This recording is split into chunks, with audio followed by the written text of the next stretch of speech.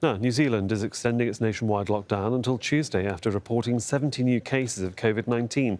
Other countries in the Asia-Pacific region are starting to see a slight easing of infections, but some, including Malaysia, are posting record highs as the Delta variant continues to spread, as Scott Heidler reports.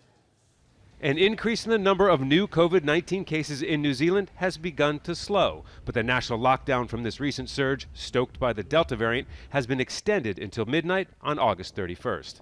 Then, curbs will be eased, except in the biggest city, Auckland, and neighboring Northland, that will remain on the highest level of lockdown, probably for 2 more weeks. Nearly 350 new infections have been reported since last week, when the nation had its first domestic case in 6 months. At 21%, the vaccine rate is one of the lowest among wealthy nations. As you will have seen from today's case numbers reported earlier today, we may be seeing the beginning of a plateau in cases. Our job is to keep up the hard work in order to bend and then flatten that curve.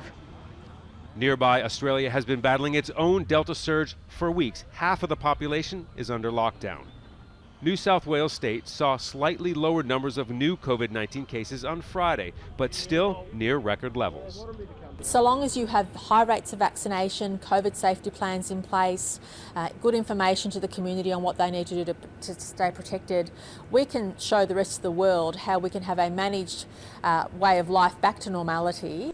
Australian airline Qantas said it's preparing to restart international flights to countries with high vaccination rates, eyeing a mid-December return to those such as Singapore, Japan, the US, UK, and neighboring New Zealand. Japanese media is reporting that a contaminant found in a batch of Moderna COVID-19 vaccines is believed to be a metallic particle, this according to health ministry sources. Thursday, the government suspended the use of 1.6 million doses. Moderna described the contaminant as particulate material and did not pose a safety or efficacy issue.